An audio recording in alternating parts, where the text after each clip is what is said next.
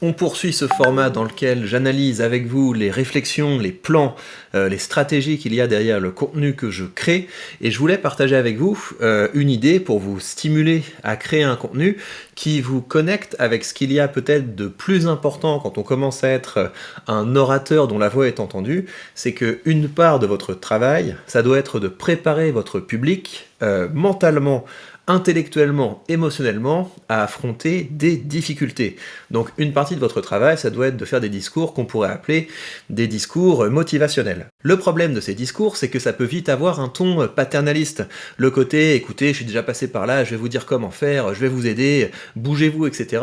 Des fois ça marche, hein. Moi j'aime bien ce genre de discours, j'aime bien avoir des orateurs qui me poussent, qui me motivent, qui me défient. Avec d'autres personnes, ça peut moins bien passer, et puis selon votre tempérament, peut-être que vous avez moins ce tempérament qui vise à secouer les autres. Donc la figure que je vous propose d'utiliser pour faire ce genre de discours, c'est non pas de vous adresser directement à votre public, mais de faire un peu comme avait fait Rudyard Kipling dans son poème « Et ainsi un jour tu seras un homme, mon fils ». Faites un discours où vous préparez vos enfants à surmonter une difficulté qui est importante. Votre travail de créateur de contenu, c'est de parler régulièrement de difficultés que rencontre votre public et de les équiper pour surmonter ces difficultés. Et donc, de temps en temps, vous pouvez faire un discours où vous mettez votre enfant face à ces difficultés et vous lui dites, bah voilà, quand tu seras face à cette difficulté, voilà ce que je te conseille de faire. Je te conseille de faire ça, ça et ça. Si vous n'avez pas d'enfant, vous en voulez pas ou que sais-je, vous pouvez faire un petit peu le même genre de choses en faisant un discours à votre moi du futur, ou alors un discours à une personne qui se lance dans votre domaine. Mais donc l'objectif, c'est que le public ne sente pas que votre discours est directement adressé à lui, comme ça vous enlevez un petit peu le côté je vais t'expliquer la vie, voilà. C'est vous expliquer la vie, mais à travers un tiers. Et donc ça permet de désamorcer un petit peu ça. Donc je vous propose de vous lire la manière dont j'ai fait ce discours, et donc comme d'habitude, mon objectif, c'est que ça stimule votre envie de créer, c'est que vous vous inspiriez de ça et que vous ayez envie, dans la foulée de cette vidéo, de faire quelque chose qui ressemble un petit peu à ça, quelque chose inspiré de ça, parce que je ne vous le répéterai jamais assez, on n'apprend pas la rhétorique en regardant des vidéos, on n'apprend pas la rhétorique en lisant des livres, on apprend la rhétorique en pratiquant. Et les réseaux sociaux sont une incroyable opportunité de pratiquer. Quand vous créez du contenu sur les réseaux sociaux, c'est immédiatement sanctionné en termes de vues, en termes de tout un tas de choses, et tout ça, ça vous permet de savoir ce que vous devez adapter, ça permet de tester, d'itérer, donc c'est ce que je vous conseille. Alors, comment rester motivé malgré tout? Donc ça, c'est l'attaque, et donc comment rester motivé malgré tout? Parce qu'avec ce malgré tout, j'ai besoin de rien dire, mais immédiatement ça évoque la guerre, ça évoque pénurie d'essence, ce que le public a dans la tête. Donc ça permet très rapidement de se connecter avec le public. Bah oui, vous voyez, avec tout ce qu'il y a, comment est-ce qu'on fait pour rester motivé? Alors, je ne suis pas la meilleure personne pour répondre à cette question. Qu'est-ce qu'on fait ici? On rompt les attentes. Donc on s'attend à ce que je parte directement dans voilà comment faire, etc. Voilà la solution. Je mets une petite pirouette, un petit contre-pied au public.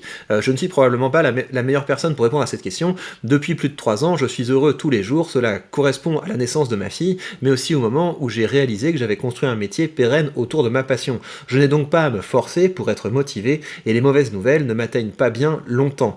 Et si vous voulez, en fait, si j'ai fait ça, c'est à la fois pour qu'il y ait ce petit ton différent de ce qu'on a l'habitude d'entendre, mais c'est aussi tout simplement pour être sincère, parce que c'est vrai, j'ai une assez bonne capacité aujourd'hui à être motivé et à encaisser, parce que voilà, je suis heureux, et il y a peu de gens qui le disent, parce qu'il y a beaucoup de gens qui traversent des difficultés, mais je vais pas commencer à faire semblant d'être dans d'avoir plein d'idées noires, alors que je les chasse aussi rapidement que possible.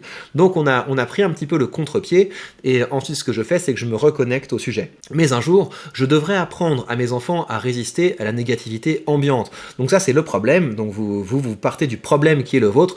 Pour moi, c'est un vrai problème, c'est la négativité ambiante. Je pourrais en parler, j'en parle dans d'autres contenus, mais je pense tout ce qu'on a dans les médias, toutes les nouvelles qui nous traversent, etc., on peut commencer sa journée en étant déjà fou sous une espèce de chape de négativité, et je pense que c'est un problème qu'il va falloir de plus en plus apprendre à vaincre pour pouvoir rester motivé. C'est un problème sur lequel je travaille avec mon public, mais pour ne pas dire directement à mon public, bah regarde, voilà ce que vous devez faire pour pouvoir affronter la négativité, je passe, comme je vous le disais, par cette figure, par ce tiers, d'adresser ce discours à mes enfants.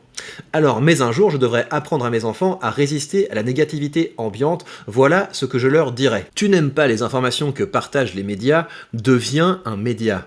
Tu trouves qu'on entend trop telle ou telle personne, fais entendre ta voix. Tu trouves que l'énergie coûte trop cher, produis ton énergie. Tu trouves que la nourriture coûte trop cher, produis ta nourriture. Tu n'en as pas les moyens, forme-toi dans un domaine qui rapporte. Alors oui, bien sûr, je les soutiendrai par tous les moyens, mais plus tôt ils développeront une éthique de la responsabilité, et plus tôt ils mèneront une vie riche et pleine de sens.